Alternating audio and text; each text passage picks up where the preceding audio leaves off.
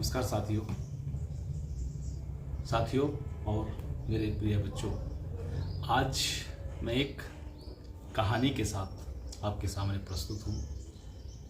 ये कहानी है कक्षा 10 में जो एनसीईआरटी की बुक है हमारी सीबीएसई बोर्ड की, उसमें कक्षा 10 में जो हमारी फर्स्ट फ्लाइट बुक है उसका फर्स्ट चैप्टर है।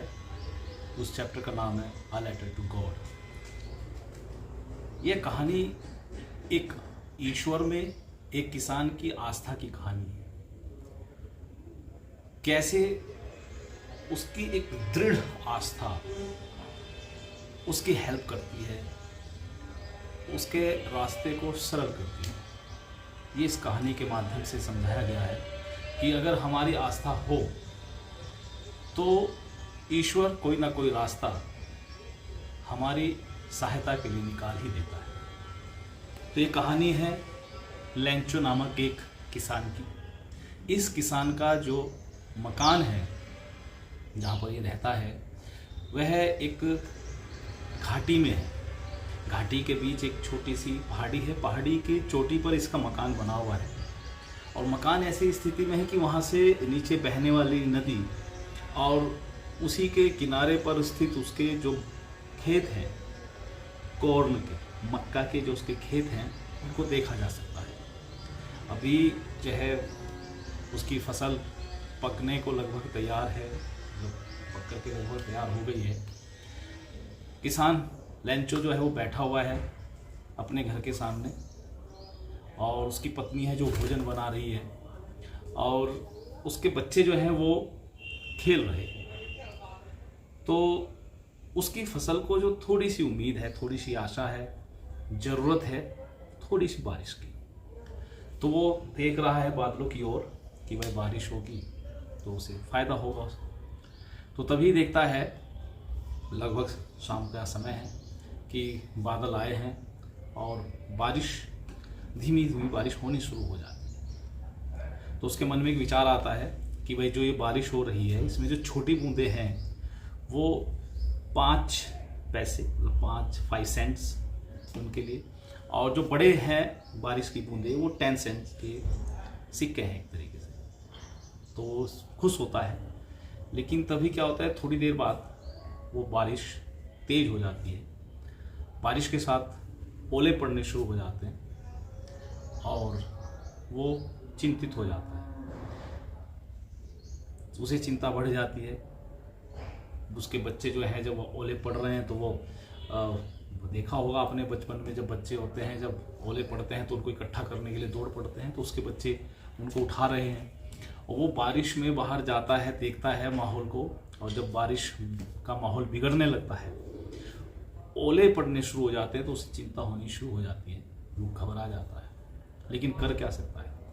वो सोचता है बस मन में, हे भगवान, हे ईश्वर, बस ये जो आपदा आई है ये जल्द से जल्द खत्म हो जाए। लेकिन ऐसा होता नहीं। लगभग 1 घंटे के आसपास तक बारिश होती रहती है, ओले पड़ते हैं और उसकी जो फसल है वो पूरी की पूरी नष्ट हो जाती है। जहाँ दूर दूर तक निगाह जाती है तो वहाँ दिखाई देता है कि जैसे किसी ने नमक बिछा दिया हो पूरे खेत के ऊपर। ऐसा एक दृश्य वहाँ पर उपस्थित हो जाता है। वो चिंतित हो जाता है क्योंकि अब उसके पास कुछ भी नहीं बचा। जो उसने मेहनत से बोया था, उगाया था, वो सब नष्ट हो चुका है।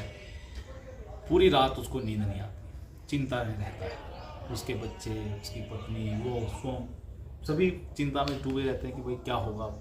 लेकिन एक विश्वास, एकमात्र उम्मीद, एक आशा उसके मस्तिष्क में रहती है, वो है ईश्वर से सहायता। इसी आश, इसी उम्मीद में वो क्या करता है, वो एक पत्र लिखता है सुबह उठ करके ईश्वर के नाम, और उसमें वो अपनी पूरी समस्या का बखान कर देता है कि भाई ईश्वर, ऐसे ऐसे ओलावृष्टि से मेरा ये जो खेत है, फसल वो बर्बाद हो गई है, और अपनी फसल को बोने के लिए और आगे जब तक फसल पक कर के तैयार हो तब तक के अपने परिवार को चलाने के लिए, उनके पालन पोषण के लिए मुझे कुछ पैसों की आवश्यकता है, वो आप मुझे दे दीजिए।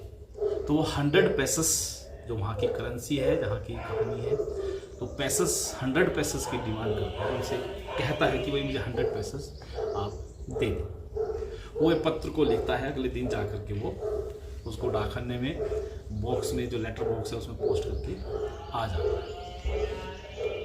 अब उधर जब वो पोस्टमैन आता है, वो लेटर बॉक्स से लेटर को निकालता है और निकाल करके जब उसका एड्रेस पढ़ता है तो वहाँ लिखा है टू गॉड, और वो उसे हंसी आती है। वो हंसते हंसते उस लेटर को लेकर के पोस्ट मास्टर के पास पहुंचता है। पोस्ट मास्टर से कहता है कि देखिए सर, ये किसी ने एक चिट्ठी लिखी है भगवान के नाम, अब मुझे बता दो भगवान का एड्रेस कहाँ है, कैसे पहुंचाऊं। पोस्ट मास्टर भी बड़ा हंसता है, वो भी कहता है भाई दिखाओ क्या है।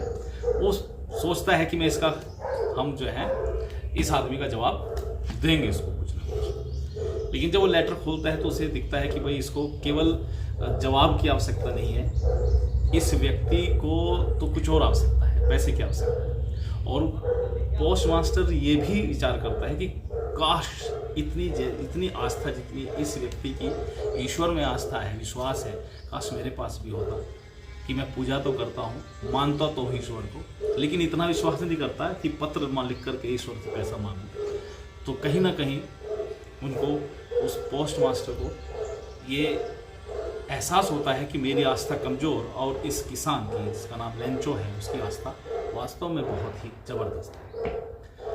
वो निर्णय करता है कि हम इस किसान की सहायता करेंगे। तो वह अपने वेतन से और अपने साथियों से, अपने मित्रों से, सबसे रिक्वेस्ट करता है और कुछ अमाउंट इकट्ठी हो जाती है।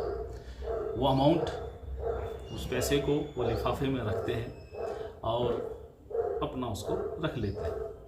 नेक्स्ट संडे लेंचो इस उम्मीद के साथ आता है कि उसको ईश्वर ने जरूर कोई ना कोई सहायता पहुंचाई होगी। वो वहाँ पर जाकर के अपने लेटर के बारे में पूछता है, तो पोस्टमैन उसको वो लेटर पकड़ा देता है। दूर से पोस्ट मास्टर भी देख रहा है कि वो भी ये देखना चाहता है, और लोग भी, कि भाई जब ये पत्र खुलेगा, इसे उम्मीद भी नहीं होगी कि पत्र में पैसे मिल जाएंगे लिफाफे के अंदर, और ये बड़ा खुश होगा, ईश्वर को धन्यवाद देगा, हमें धन्यवाद देगा। बड़ी उम्मीद के साथ वे लोग देख रहे हैं। लेकिन होता कुछ और है, क्योंकि उसकी आस्था बिल्कुल निष्पाप थी, एक छोटे से सरल बच्चे की तरह। उसे कोई संदेह नहीं था कि ईश्वर उसकी सहायता नहीं करेगा। वो पत्र खोलता है, पैसे गिनता है, कोई आश्चर्य नहीं उसके चेहरे पर पैसे को देखकर। वो पैसों को गिनता है, गिन करके जब फिर वो दोबारा से पत्र मांगता है उनसे, पेपर पेन, और वो कुछ लिखने शुरू कर देता है। लिखने के बाद वो उसको स्टैंप लगाता है, उसके ऊपर टिकट चिपकाता है, उसको चिपका के पोस्ट कर देता है और वहाँ से चला जाता है। लेकिन जब वो लिख रहा था तो उसके चेहरे के भाव भंगिमाएँ जो है वो बदल रही थी, मतलब अलग अलग चेहरे पर भाव आ रहे थे लिखते हुए। और ये पोस्टमैन और पोस्ट मास्टर दोनों और बाकी और स्टाफ उनको देख रहे थे। वो पत्र को बॉक्स में डाल करके वहाँ से चला जाता। अब उत्सुकतावश, क्योंकि भाई पोस्टमैन पोस्ट मास्टर उसमें थे कि भाई इसने कुछ लिखा है, धन्यवाद लिखा होगा, तो दौड़े दौड़े वहाँ गए। उन्होंने बॉक्स से वो कहना पत्र निकाला और उसको पढ़ा, तो उसमें लेंचो ने बड़ी सरल शब्दों में, बड़ी सीधी सपाट भाषा में एक बात की कि हे ईश्वर, मुझे पूरा विश्वास है कि आपसे गलती हो ही नहीं सकती, कि मैंने आपसे 100 पैसे मांगे और ऐसा हो ही नहीं सकता कि आप मुझे ना दो, और ऐसा हो नहीं सकता कि आपके पास हो ना, तो आपने दिए तो जरूर हो। लेकिन जो ये पोस्ट, जो डाकखाने वाले जो कहना कर्मी है, काम करने वाले हैं, ये बेईमान है। कहीं ना कहीं इन्होंने 30 पैसे निकाल लिए। तो कहते हैं ईश्वर, मेरे बाकी के 30 पैसे भी मुझे भिजवा दीजिए, लेकिन इस बार डाकखाने वालों के डाकखाने के माध्यम से मत भेजना। इस बार ये पैसे मुझे डायरेक्ट ही मेरे पास भिजवा देना, मेरा ये आपसे निवेदन है, क्योंकि ये सब जो है बेईमान। तो यहाँ पर ये कहानी समाप्त हो जाती है। तो आप देखते हैं कि थोड़ी सी हास्यास्पद भी स्थिति बन जाती है बाद में, कि जिन लोगों ने सहायता की, लेंचो उन्हीं पर आरोप लगा देता है। लेकिन प्रश्न आरोप का नहीं, प्रश्न सहायता का है, प्रश्न विश्वास का है। उसकी ईश्वर में आस्था थी, ईश्वर में विश्वास था।